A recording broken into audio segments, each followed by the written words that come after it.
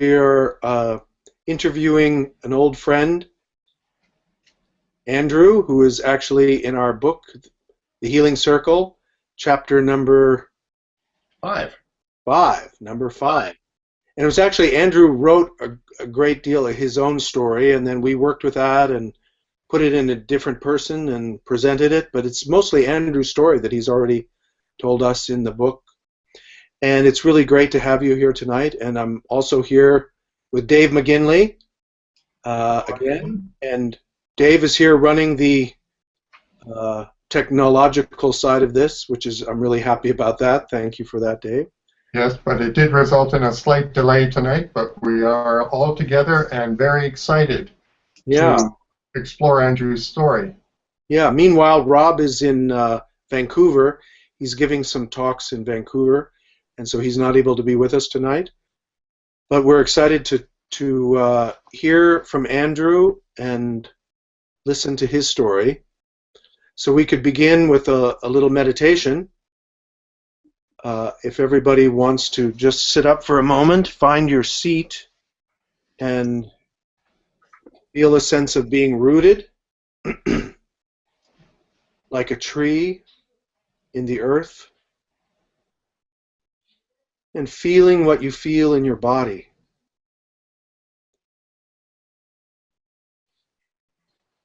There's physical sensations, sense of pressure, sense of connection to gravity.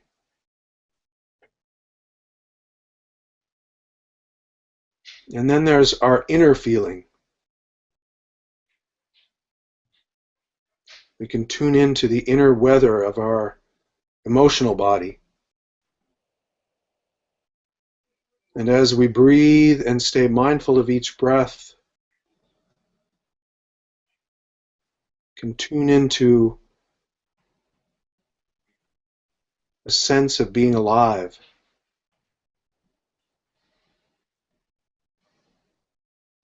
And the quality of that in this very moment.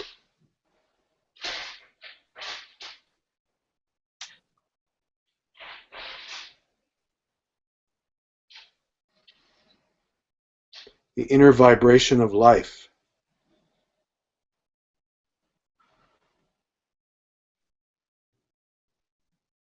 As we observe that with our mindful curiosity,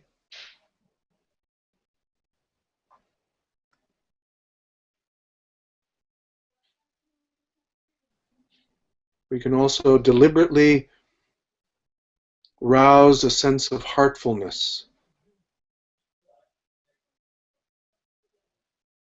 dropping from the head into the heart and noticing what we feel in the center of our chest,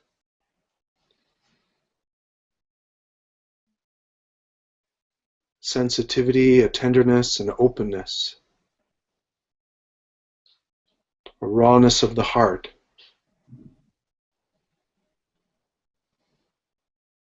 As if we could breathe in through the heart and breathe out through our heart.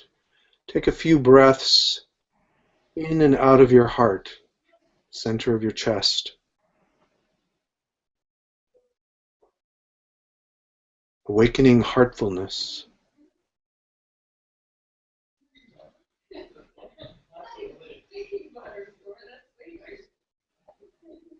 And as we feel that sense of heart,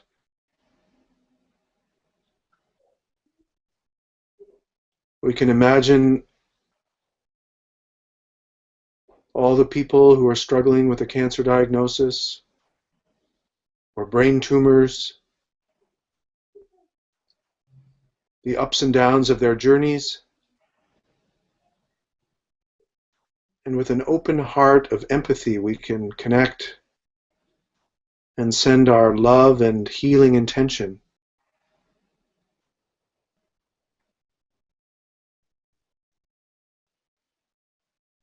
So we join as a community, a circle of healing.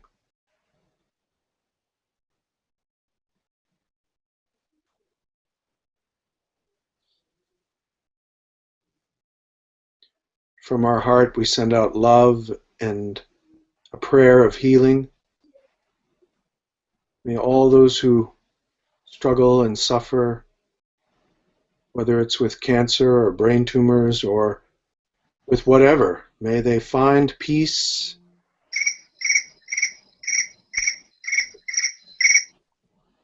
peace from cell phones, and peace on their healing journey.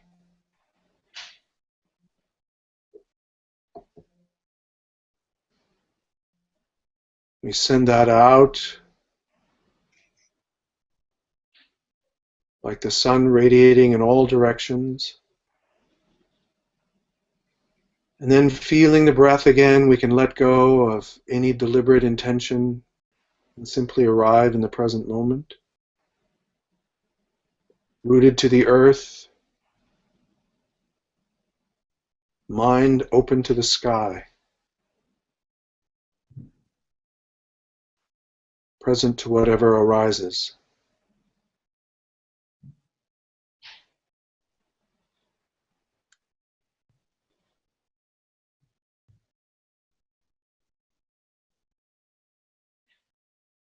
Okay, thank you.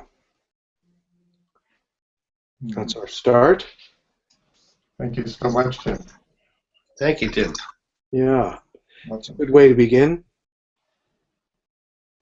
So we have as our guest tonight Andrew Campbell, and the subject we're going to explore is miracles. Mm-hmm. That's very exciting. Andrew, I'm going to let you share your cancer journey and the story, but just to preface and introduce, when we say the word miracles, we tend to think of an intervention, that the divine or the God intercedes into this world and changes the natural order of things to bring about healing and connection and what we would term the miraculous, something outside of the norm. However, a fascinating book on miracles called A Course in Miracles says that a miracle is the most natural thing in the world. It is only when it does not occur that you know something has gone wrong.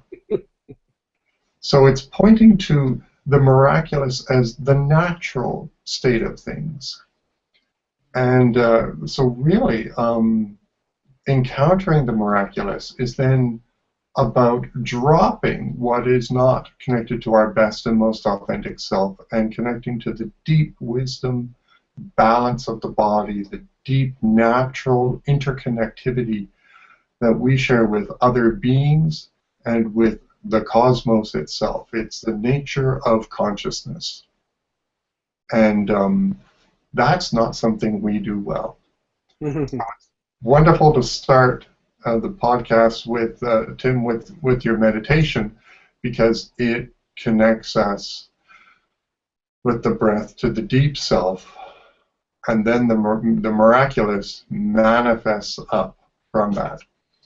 And well, cancer is one example of the crises that come upon us that nudge us and invite us and shove us towards the miraculous.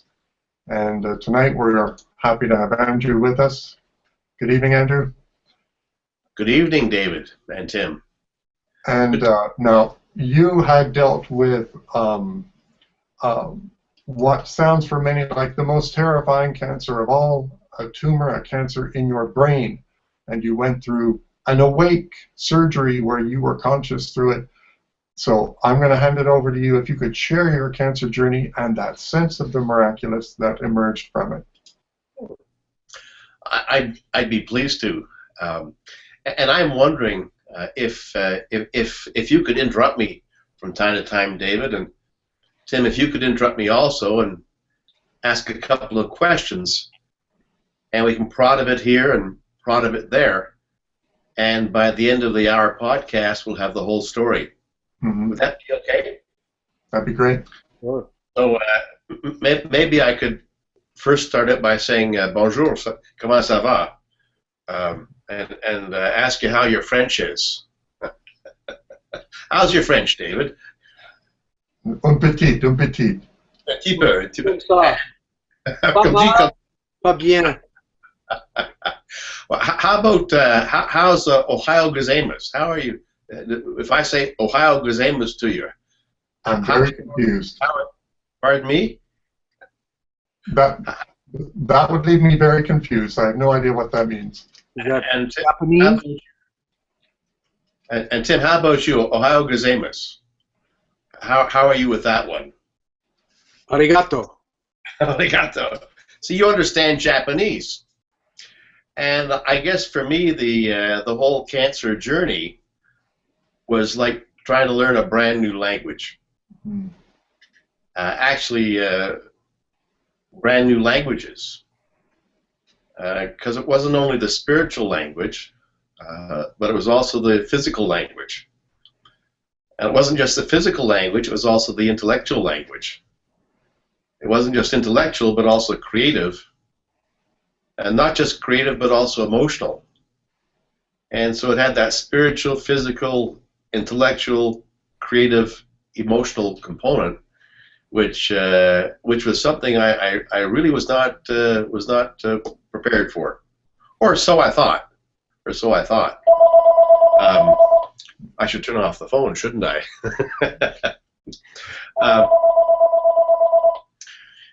So the journey was quite fascinating in many ways.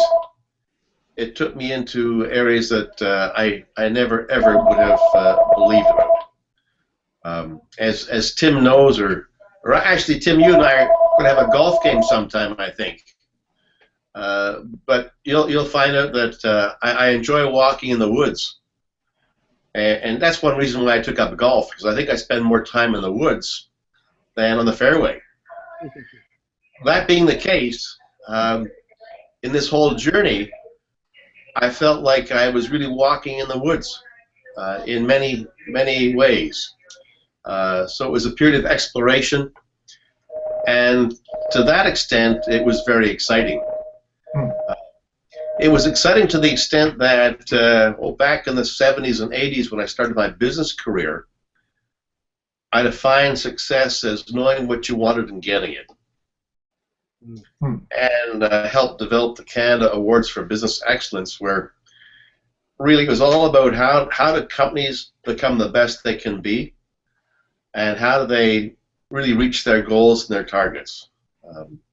In the 90s, after my son got cancer, I started to, and taking a look at what Nelson Mandela went through, I redefined success as overcoming barriers. It really didn't matter what station you arrived at in life or how much money you made. Rather, it was more about facing what was put in your path and overcoming those barriers. It was only in the zeros and the teens when I got cancer that I started to redefine success once again. And the definition became more around knowing who you are, being my authentic self. And that was one gift, albeit, I mean, the gift of cancer was wrapped in barbed wire, no question. It was one gift that the journey of cancer brought me that all of a sudden it sort of shook me to my core to really try to figure out who was I indeed, what path was I on? Was I a teacher? Was I a student? Was I all of them? Just who was I really? And that's been a most exciting journey. And to that extent, as sort of an introduction to the journey itself, looking backward, it's been a tremendous gift. I realize that not everybody is maybe as fortunate as I am. And I understand and know that many other people suffer a great deal. They have a great deal more pain or trauma than I might have. And there are many circumstances that are very, very different. But that said, I think we all have the same journey of trying to figure out who am I really, and how can I become happy with who I am at this present time. So that's an intro to the whole Ohio gozaimasu, bonjour, comment ça va? It's all about learning a different language if you're open to it. and I try to be somewhat open to it. Any questions so far before I get into the sort of the details of how it all happened and take you through step by step? That sounds good. Go there. Yeah, you've spoken about moving from high finance and big business and great success to a completely new journey that you had to embark upon because of the diagnosis. Now, the diagnosis drops like a bomb and changes everything. I want to return eventually to how that hindsight results in a life richer now. But let's continue with your story. So you have some symptoms and you discover where the tumors are, or where the tumor is. Well, the first symptom was on December 25th, Christmas Day. Go figure. 2006. It was really funny. Oh my gosh. What's the name of that person on the CBC who tells all these stories? The great raconteur, and he has a story about Stuart McLean has a story about people, Christmas time and the December 24th, and all of a sudden the wife forgets the turkey. Oh, yes. And that's exactly what happened to us.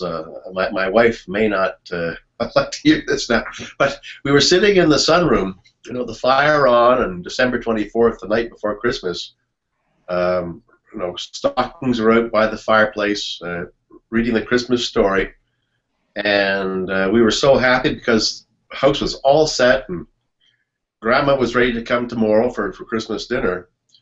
And my wife was in the rocking chair, and she was so pleased that everything was all ready. Then, at a moment's notice, she this look of shock covered her face, and she said, "I forgot to buy the turkey." She'd ordered a turkey, but she'd forgot to pick it up. So here we are at like 7:45, 8 o'clock on a Friday night, downtown Oakville.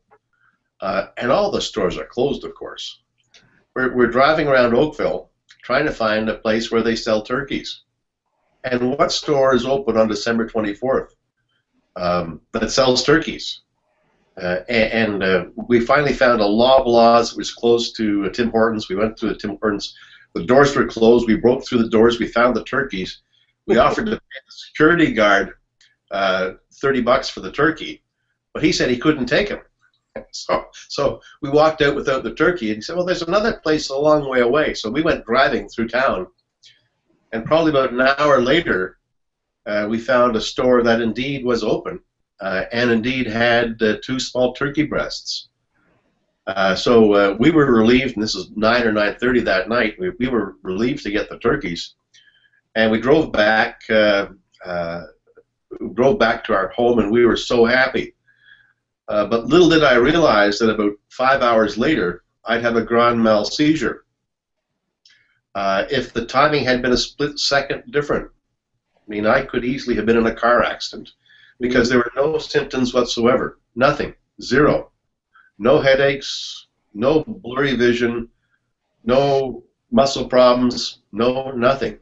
But 5 hours later, after our quest for the turkeys, which, when looking back, was really quite funny. And Stuart McLean tells it much better than I do. Mm-hmm. But yeah, indeed, I wondered if Stuart McLean borrowed that story from us.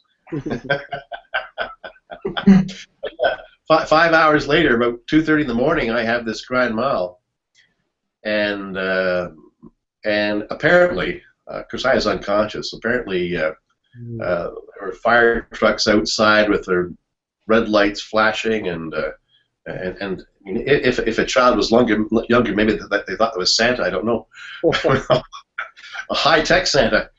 But I woke up in the hospital around 3 o'clock, and I remember these faces peering down at me, asking me what day it was, and the lights were shining, and of course I didn't know what day it was, because I got rushed through this the CAT scans and the MRIs, and they found a tumor.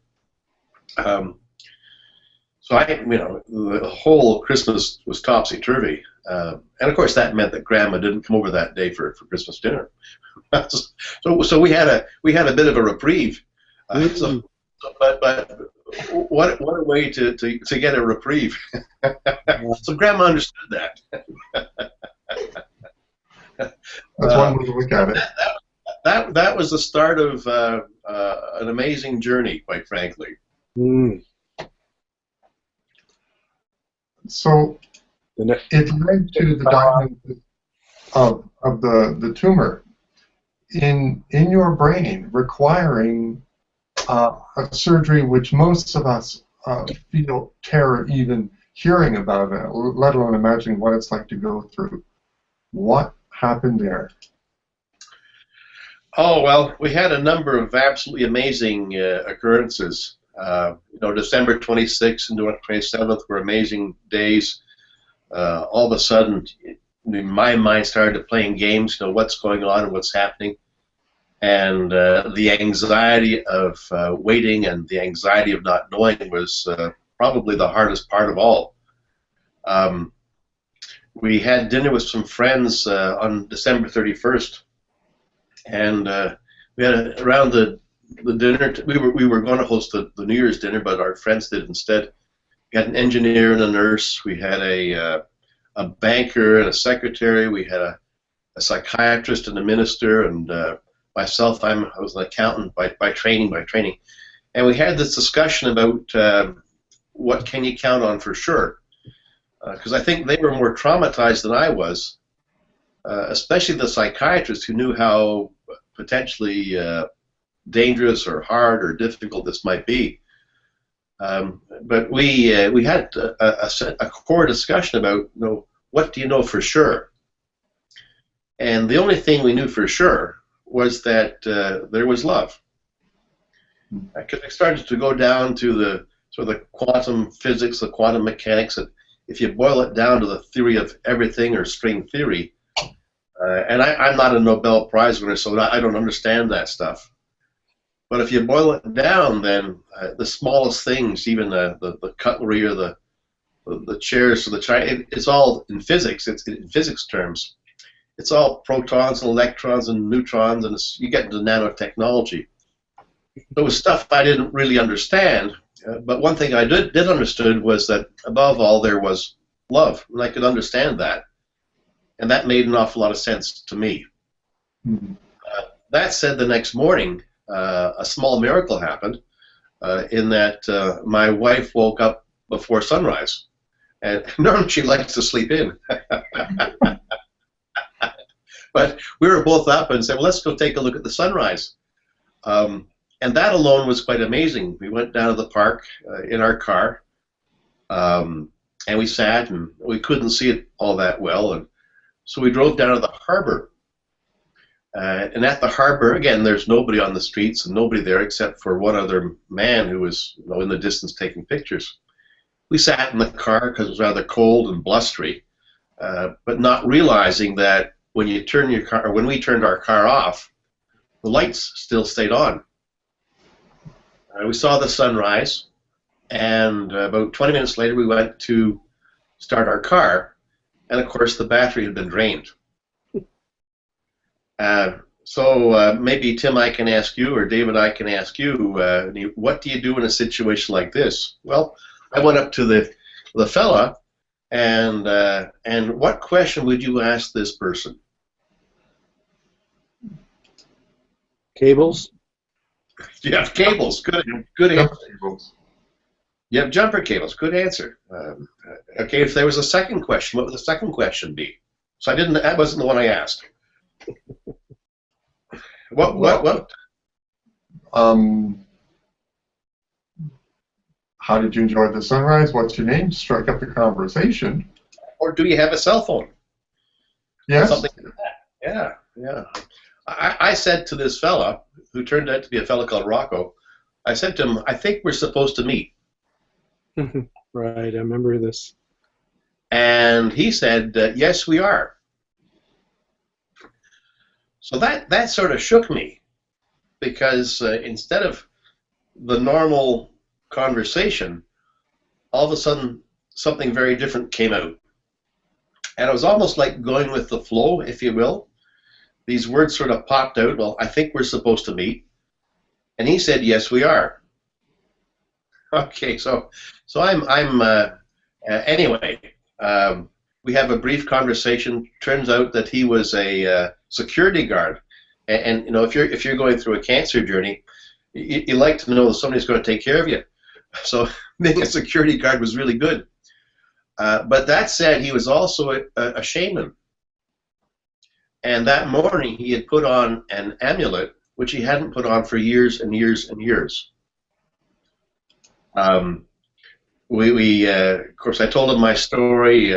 I broke down because I told him I had this seizure. I was going in for brain surgery, didn't know what it was, and it was a tumor. And he said to me, I think you're going to be okay. Now, that was very comforting. But then he also gave me an amulet. And an amulet is very symbolic, especially for the indigenous peoples.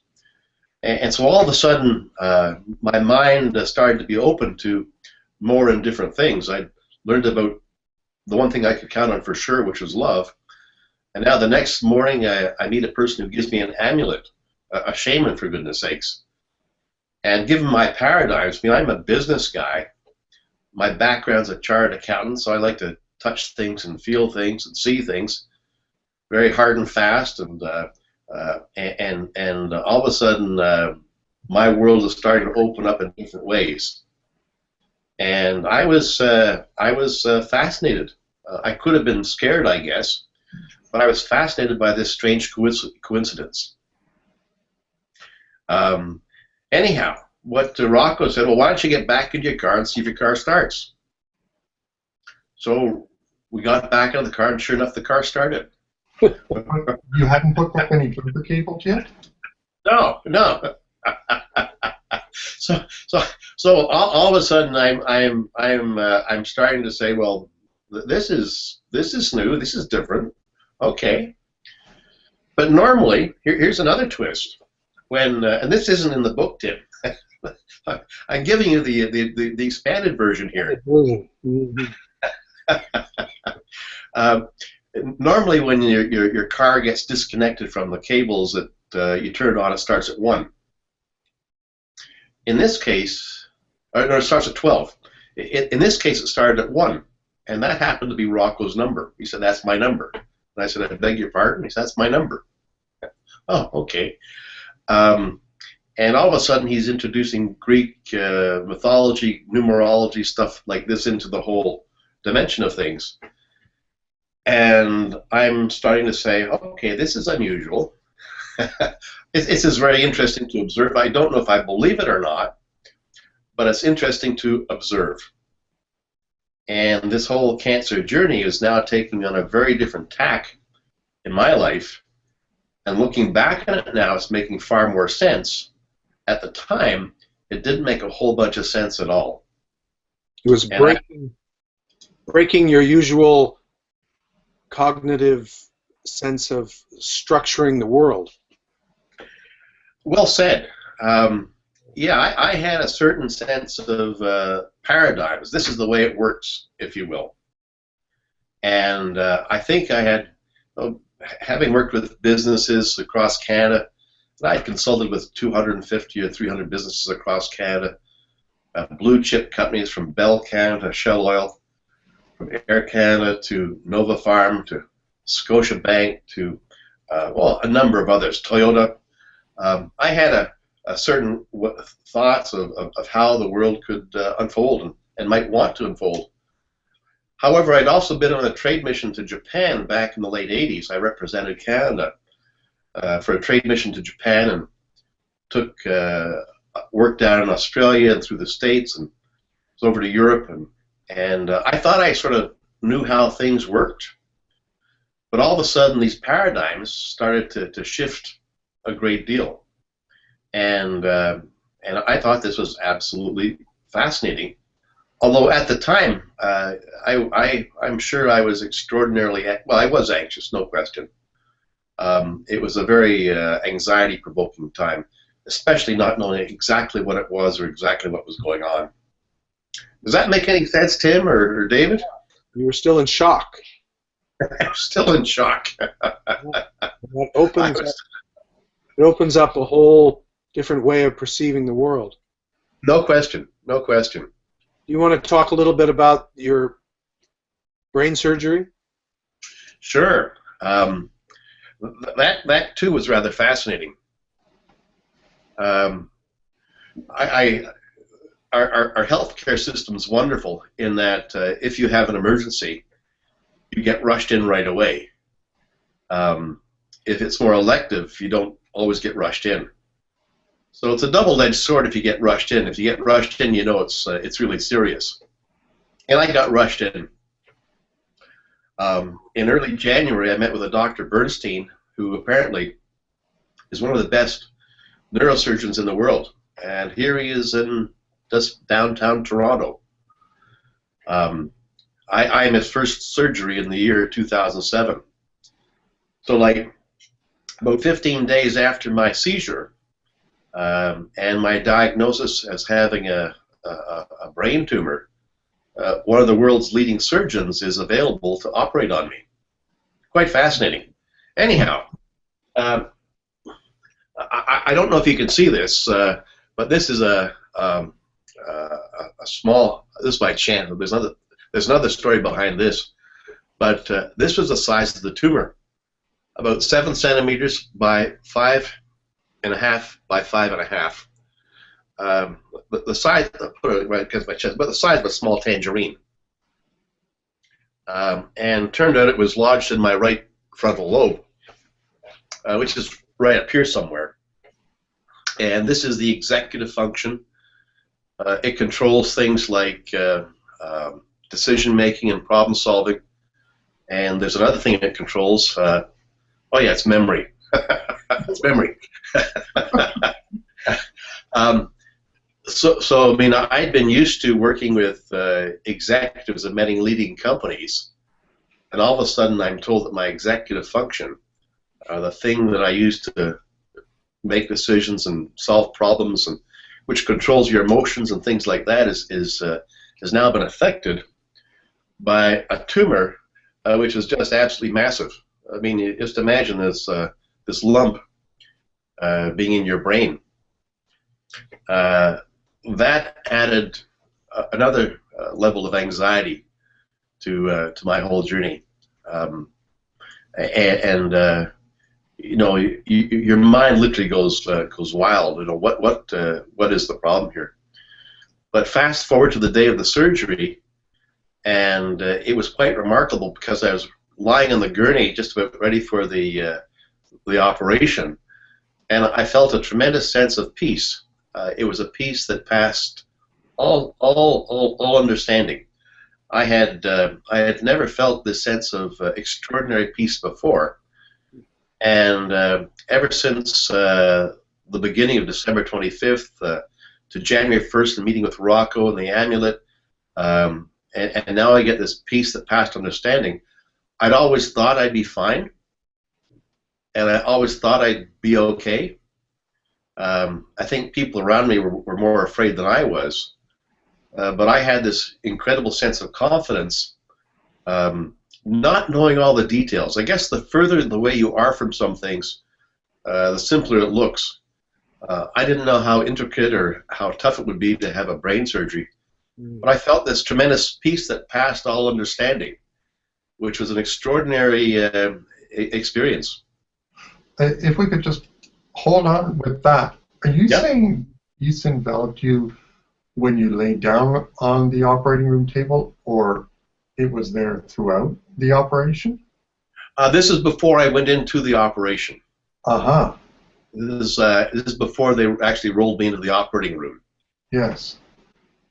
It was only when I was in the operating room and they said, "Are you okay?" And I said, "Sure," and they strapped me down. I said, "That's fine." And it was only when the surgeon said, "Well, why don't you bring over the drill and the saw," that I started to say, "Hey, holy Toledo!" I didn't use the word Toledo. but this is real, you know, a saw and a drill. Not exactly. It's sort of. I was glad I had that piece that passed understanding beforehand, because all of a sudden there was, and then there's a minor anesthetic, of course, that put me out for that short experience. Which is a local, or you were out? I don't know what it was, quite frankly, but I know I had something running into my arm, I think it was, but it must have been. Oh yeah, I was out a little bit for sure. But then once they opened you up, then you were awake again. Well, I had sensations of what was going on. Yes, I mean, I could feel them poking and prodding. You know, I didn't actually hear the saw, and I didn't actually hear the drill. Consciously, that said, it took me about 2.5 or 3 years before I could actually go into Starbucks, because at Starbucks they grind the coffee beans. So there must have been some memory at some level of the occurrence. Now, during the operation, you had an interesting experience, a vision. Could you share that? Yeah, I don't know exactly what that was, but or why it was, but the experience was that I experienced a blue flame, sort of bluish purpley, a blue purple flame, not just once but twice. On the one hand, you know, I guess the average scientist could say, well, there was a doctor there, and they had to somehow fuse the blood vessels, and maybe it was that electrical pulse. So that might be the scientific explanation. But the blue flame, as you know, from a spiritual perspective, is a very, very highly spiritual, profoundly spiritual experience. Higher power, the most intense part of the flame.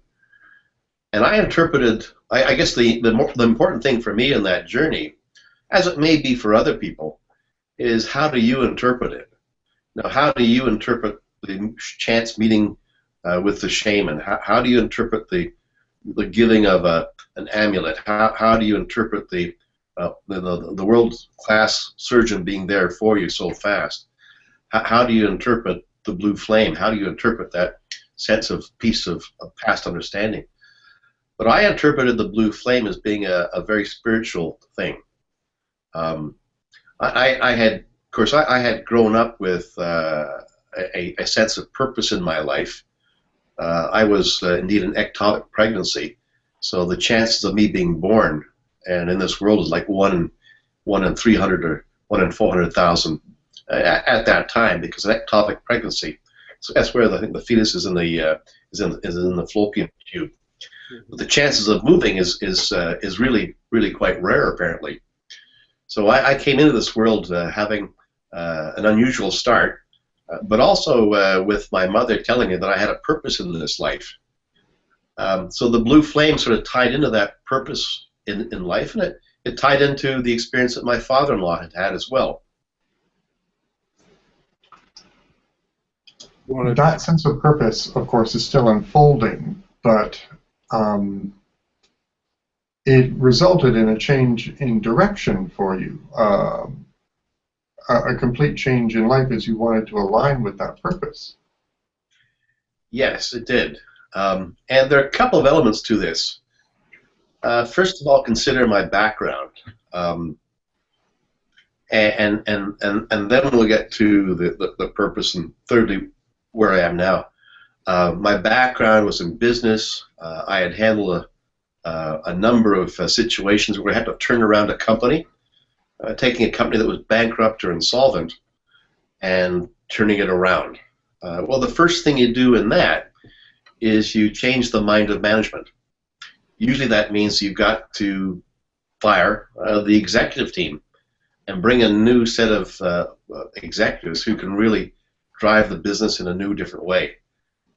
People who are there tend to hold on to their paradigm, their way of doing things. It's their baby. It's their business is their baby. They created it, and to change things is extraordinarily hard.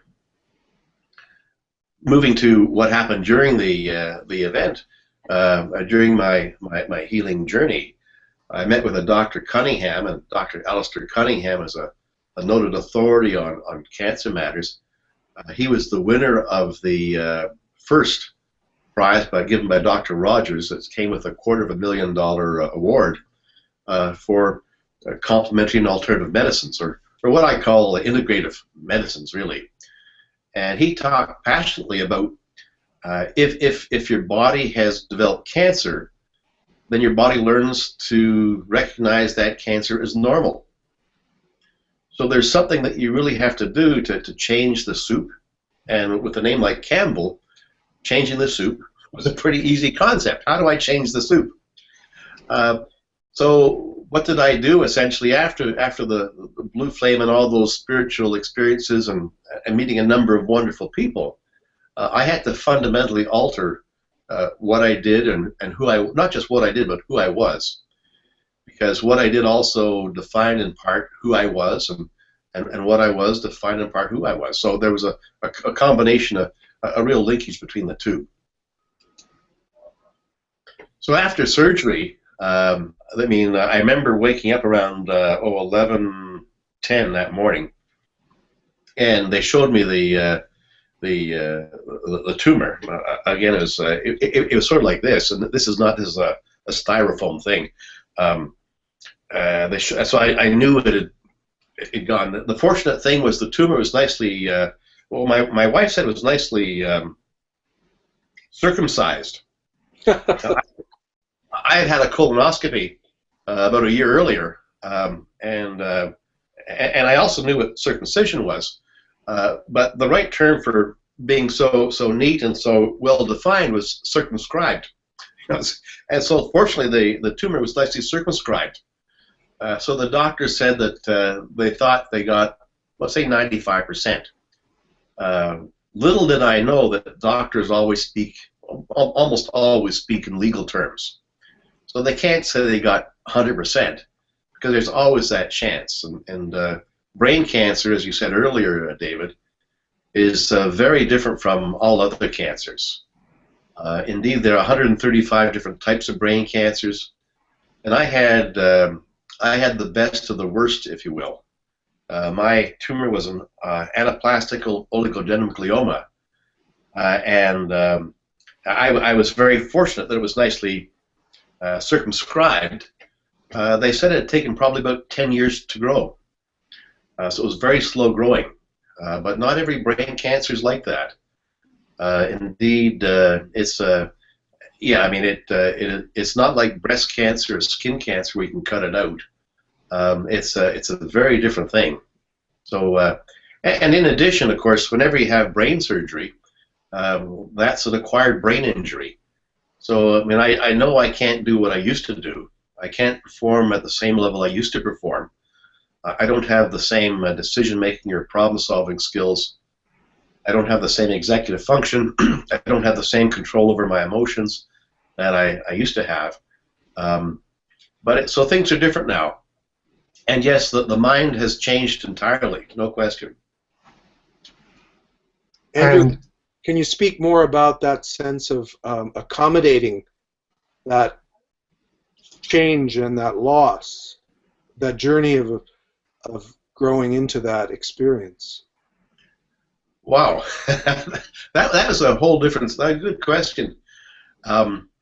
It sort of started after the surgery. I mean, I thought the whole thing was benign, and I was convinced myself that the tumor was benign.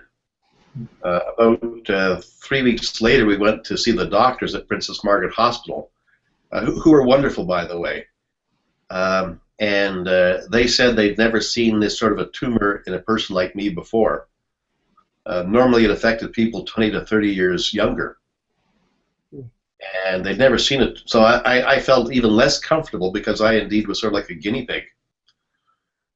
Furthermore, it was a start of a sort of matching chemotherapy with genetics and into the whole area of personalized medicine, which is a fascinating area. So I sort of, they said, you know, maybe it's 1 in 10,000, 1 in 20,000. If this stuff doesn't work, you might have a year to live. But we don't know. Even if it does work, you might have a year to live. We don't know. You know, they just didn't know. And so this started a trigger of events, and I sought the help of psychologists and psychiatrists, including Dr. Trevo in Oakville, who was wonderful, Dr. Cunningham in Toronto, who was wonderful, and Dr. Rutledge and Dr. Walker, who were both wonderful. And I started looking around and saying, what can I do? And so managing the change meant I really had to seek advice and help from many people that I wouldn't normally have done. But here it all of a sudden it made sense, and all of a sudden my new job, if you will, was to research my health journey, learn as much as I could about what was going on physically, spiritually, intellectually, creatively, and emotionally, and how could I approach this whole thing all-sidedly. I became fascinated with this journey, and instead of fighting it, as the Canadian Cancer says, and as many people say, because fighting effect really reduces the effectiveness of your immune system. I tried to embrace this whole journey as part of what I was meant to learn while I was here on this earth. Some of my colleagues thought I was crazy. Some of my fellow cancer patients thought I was really quite unusual, because all of a sudden I took a very different approach than many people, saying, how can I embrace this whole thing, and how can I if I were to die, how would I want people to remember me? And I wanted to remember me as being courageous and being optimistic and being hardworking and persevered and many good things. And so the whole change process started by really embracing the fact that I might die. Within about 3 months, by I guess mid-April, I went to a number of counseling sessions where we dealt with mindfulness and learned about yoga. We learned about prayer, learned about Tai Chi, Qigong. We learned about Reiki, a number of healing modalities, not used by Westerners that much, but used by Easterners. And so all of a sudden my mind literally became open. My skull had been opened medically, and now my mind was opened spiritually and emotionally to a whole number of different things that I might not, well, I would not have really been introduced to. So the journey of change started with the doctor saying you might die. It started with me accepting the fact that, hey, I better get my affairs in order. And yes, indeed, I might die. And the recognition that we all are impermanent. Everything in this world is indeed impermanent. And we're only here for a short time in this life. And how can I leave this world a better place? But then taking it a step further, that the meaning of death is also why you really want to live each moment of every day.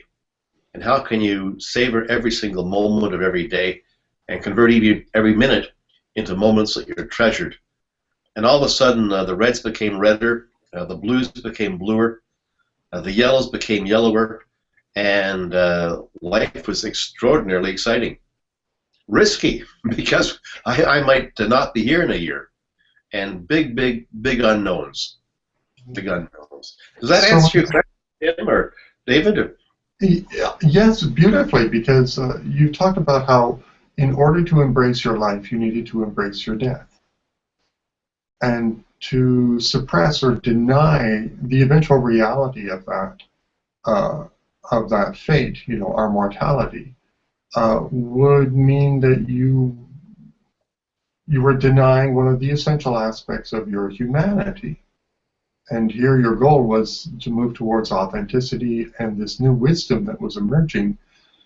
So it sounds like you did that in the best possible way, and yet it was a meandering path that it sounds like that path was brought to you as much as you stumbled along to find it. And now your life is marked by very different things. You even went through an entire transformation of the external circumstances of your life. You moved, and what can you just mention a bit about that? Because in the book you talk about you dropped what did not serve and support that journey and embrace what would. Yeah, and that was important. I mean, I took I had to go essentially on faith and on the wisdom of a lot of people, and on science, and really find a balance that worked for me. One thing I knew for sure was that I could count on love, but another thing I knew was that I had to change that soup. I had to change the mind of management, as I've spoken to you before about insolvency and bankruptcy situations. That meant that I took stock of everything that was around me. You know, where did I live? What were the circumstances? What were the relationships like? What was the daily routine? All those things. And because I'd had the seizure now, I couldn't drive. So, I mean, all of a sudden I'm faced with a new reality that the local transportation is important to me. So, yes, we sold our house. We moved to a new city, sold my car, closed my business, retired, and I mean, so all these changes were extraordinarily hard to come on top of the cancer journey when I didn't know whether I would live or die. But part of the whole thrust was, how do you simplify things? Wasn't it Henry David Thoreau, who said, simplify, simplify, simplify? And I think he sent that to, was it Kipling or somebody like that, a peer, and I think his peer sent him back the same letter and crossed out two of the simplifies. Just simplify.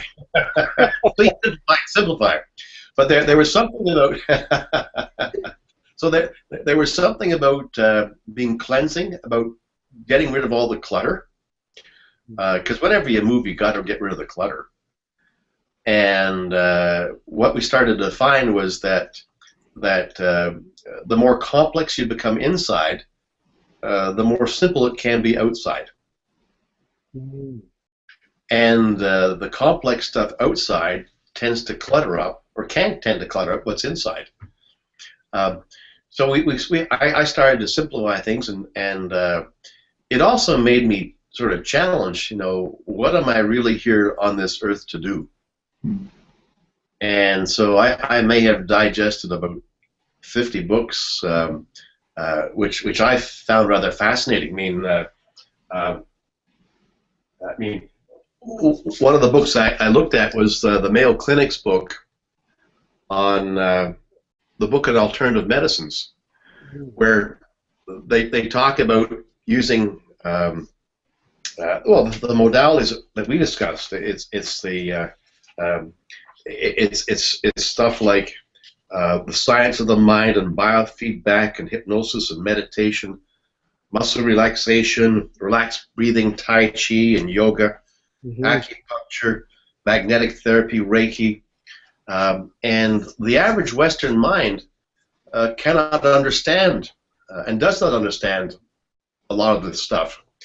Indeed, when I represented Canada on the trade mission back in the 80s, I realized way back then that the average Westerner just cannot understand the average Easterner.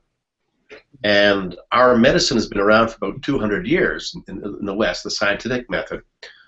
But the Japanese and the Chinese medicine has been around for 5,000 years.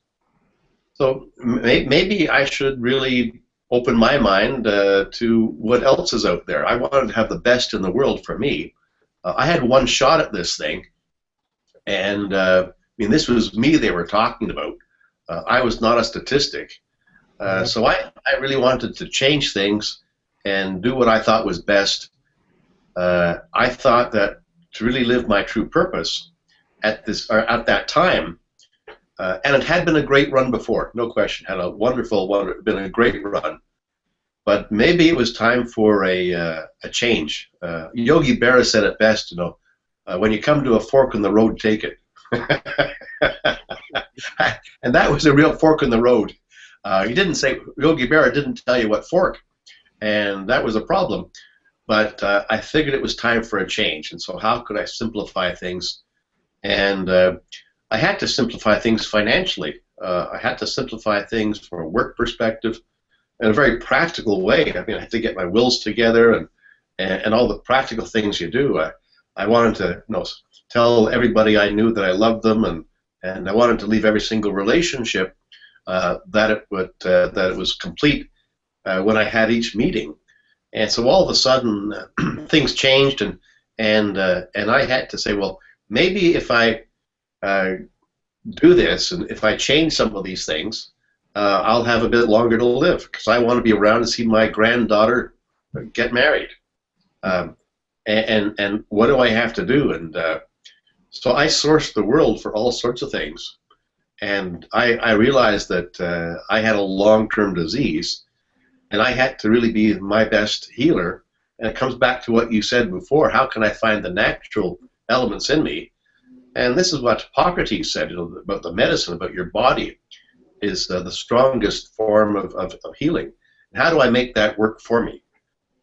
So it started a whole journey of how do I balance the best of the West and the balance of the Western medicine with the best of the East, and find out what really works for me. And with my brain surgery and limitations of the executive function, how do I consult with 3 or 4 advisors on every single key decision, people whose opinion I really valued, where it really felt right and it resonated with me right to my core?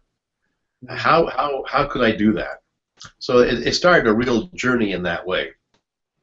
So we're actually coming up to the top of the hour on this, and the change that you talked about, I don't want to end this without really talking about how the story, well, the story hasn't ended, but how it is now compared to before. The miracles came as nudges and alignments and synchronicities, and almost like whispers that came to your consciousness, and yet were undeniable in hindsight as being completely well, I hate to use the word unbelievable, but so astonishing in their timing. And the right people, the right places, and you were tuned in to receive those. And now you've taken all of these steps to try to ensure that you're lined up with that level of consciousness and perception and guidance, surrounding yourself with a good team, but also listening to your inner wisdom. As we wrap up this, I'm wondering if you could briefly just talk about the future. The future doesn't seem to have a concrete plan yet for you, but you're living in the moment and taking what's coming. Is that the way it goes? In part, yeah. I mean, I've sort of thrived on plans. And that was part of my past. I've let go of a part of that for sure. And certainly I've met a number of people along the way who've helped me take steps. Probably in that healing journey, that 18-month period, I must have had about 40 separate instances where strange things happened and people touched my life. But the key was that would I be open to all of that? Was I curious enough to explore it? Did I have the sense that we were all connected, the sense of numinosity? And I'm not a Buddhist, but I found that those 3 things, the openness, the curiosity, and that sense of numinosity, that we're all connected, is core to some of the Buddhist beliefs of enlightenment. So all of a sudden I'm becoming far more open to a whole number of things, as opposed to being closed before. I try to pay more attention to who I truly am, and I try to be successful every day. That is, be true to myself and know what my authentic self is, and be in tune with my stomach and my mind and my thoughts. So, and this has been a very difficult thing, to say goodbye to some friends who just didn't fit, to surround myself with positive people who do fit, and to find out what that new balance is. Indeed, it's a brand new balance. It's almost like the surgery marked the start of a brand new person who's not like the past and who can't do what was in the past. Was it Helen Keller who said, when one door closes, another opens, and yet all too often you look at the door that's closing rather than the one that's opening for you. And I really tried to embrace what is the door that's opening for me, and what does this healing journey, and Rob and Tim played a wonderful role in that, as did Alistair Cunningham, as did Dr. Trevo and Adam the Dream Healer and a number of others. They were paradigms that I would not have had open before. So all of a sudden I'm open to many more things and many different things. It is a fascinating journey. I can honestly say that I can't do what I used to do, and that's okay, and there are limitations there. But I don't think I'd go back. Maybe Soren Kierkegaard said it very nicely. Life makes an awful lot of sense looking backwards, but the only problem is you live it forwards. So you don't understand all these things going forward. You don't understand all these things, and it's not a straight line, David. It's like a sailboat leaving the harbor. You know, at some point you got to push off, and when you're going into the wind, you got to tack. You go left and you go right, and you go left and you're right. You don't always know where the destination is, but you got a general idea until at some point you can see it. But you got to go a little bit on trust, a little bit on faith, a little bit on reading the signals, and you don't always know what those signals are. And sometimes it's the stars at night, or sometimes it's the sun in the daytime, but you don't always know. So there's an element of perseverance and a great element of hope, an element of confidence and trust. But hope alone is not a good strategy. It's the combination, I believe, and you got to find out what works for you. Tim, I'm wondering if you could add anything as we're about to wrap up. Well, I'm just thinking back to, actually I could tell a bit of a story, is that after I'd met Andrew and he had introduced me to Adam the Dream Healer, and I flew out, the only time I'd ever flown from Halifax to Toronto and back in the same day. I met Andrew, and actually the plane was delayed, so I got there late, and Andrew saved me a seat in the front row, and it was an extraordinary experience. And you've been with Adam many times. Yeah, I've spoken at Adam's conference a couple of times. I've introduced him. Adam is a remarkable person. And he got into visualization work long before. It sort of ties into what Dr. Carl Simonton did back in the 70s. It's in the last century, I think the whole realization that we have a self-image has been one of the most important discoveries. And learning how to allow yourself to change that as it's changing.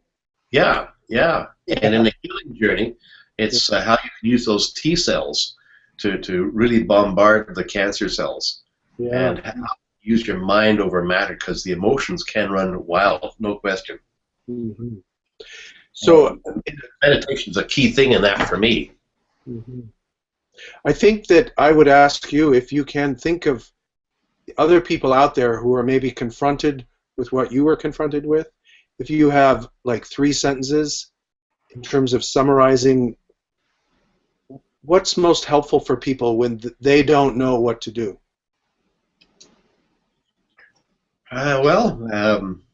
Open, curious, and numinosity. Can you be open to exploring what's going on with you, and open to people and that you may not have been open to? Can you be curious enough to find out what's really going on in your body, and spiritually, physically, intellectually, creatively, emotionally? Yeah. and the sense of numinosity. Can you be open to the connections? There are a lot of people out there who want to help. Some may not really know how to help you, so you've got to be judicious and very careful. But there's a number of wonderful people out there, if you're open to it and if you're curious, who can really help guide you along your way. I think spiritually, and David would know this better than I would, but I think in ancient times an angel was defined as a messenger. But indeed, there are messengers out there if you're open to it. These are some of my discoveries and my realizations. Of course, everybody will have their own experience, Tim, as you know. Yeah. And everybody will find things a different way, and they will not experience things the same way I experienced it. Mine was unique, just as their journey is unique too. Right. But I think your piece about Helen Keller is really to the point too, is that when you allow yourself to let go of staring at that door that's closed and focus on all the ones that are opening, there are a lot of possibilities. But I think that's the piece that it's allowing yourself to make that shift, right? And it has a lot to do with letting go of what you've lost, because there's a lot of loss that you've experienced, but you're willing to embrace the new life and the simplified life and not sort of begrudge or bemoan what you've lost.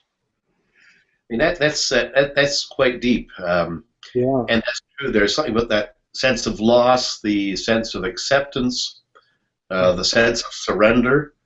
Yeah. And I think when all those things come, how can I find that sense of peace? What is with what you have? Yeah. This is a challenging journey. It's not for the faint of heart by any stretch of the imagination. It stretches your emotions to the very extreme. It requires courage and things that I guess I didn't know I realized beforehand. I think this stuff makes you deeper. It doesn't make you darker, but it makes you deeper. And it's I don't think I'd change it. It sounds really strange, but I don't think I'd change it. Yeah. Well, thank you. Go ahead, Tim. I was just going to say thank you, because we probably need to wrap up. Sure. Thank you. Really appreciate how articulate you are, Andrew, and how you can explain these things and with a sense of humor and a sense of journey. Well, thank you for your interest, and I hope that it helps people out there. It's not an easy journey, but it's good to have people like you around, David, and people like you around, Tim, and Rob, who can't join us tonight, to do the sort of stuff that you're doing with the zeal that you're both doing. You're all doing it in. So thank you too. You guys are great. Thank you so much. So our guest tonight has been Andrew Campbell, survived a brain tumor and experienced so many synchronicities. And moving forward into the unknown, I think, Andrew, with this conversation, people may be able to do so with much more hope and curiosity. And we wish them all the partnership and all the alignments that are needed to come that way. So thank you so much for joining us, and we'll say good night. Thank you. Good night. Good night.